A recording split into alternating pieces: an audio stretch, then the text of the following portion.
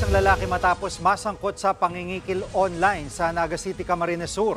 Ang modus ng sospek magpanggap na babae online para manloko ng kapwa niya lalaki. Nasa frontline ng balitang yan si Brian Castillo. Na-corner ng mga otoridad ang lalaking yan sa harap ng isang tindahan sa Naga City, Camarines Sur. Matulagan ka pa. Siya ang target ng entrapment operation ng PNP Anti-Cybercrime Group matapos sumanong masangkot sa pangingikil online. Ang modus niya, gagamit ng peking social media account at magpapakilalang babae sa mga bibiktimahin nitong lalaki. Gaya na lang ng biniktima niyang 51 anyos. Yung kinagrab photos niya lang sa mismong legit na profile. And kaya napaniwala po yung victim na babae talaga yung kausap niya. Ang panlolokong yan, idinadaan din sa video call. Pero para hindi mabisto sa doble karang modus, madilim o hindi naaaninag ang mukha ng sospek.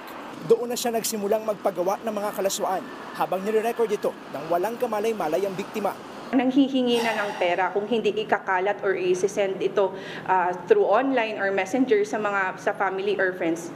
Yung hinihingi niyang pera ay tingi-tingi, it's 200, 300 to 1,000 pesos. Sa takot na lumala pa ang sitwasyon, dito na nagsumbong sa mga otoridad ang biktima.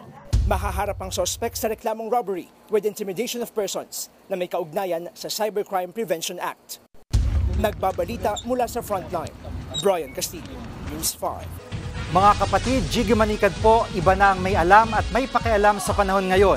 Para sa konkreto, kumpleto at komprehensibong balitaan sa Frontline, mag-follow at mag-subscribe sa social media pages ng News 5.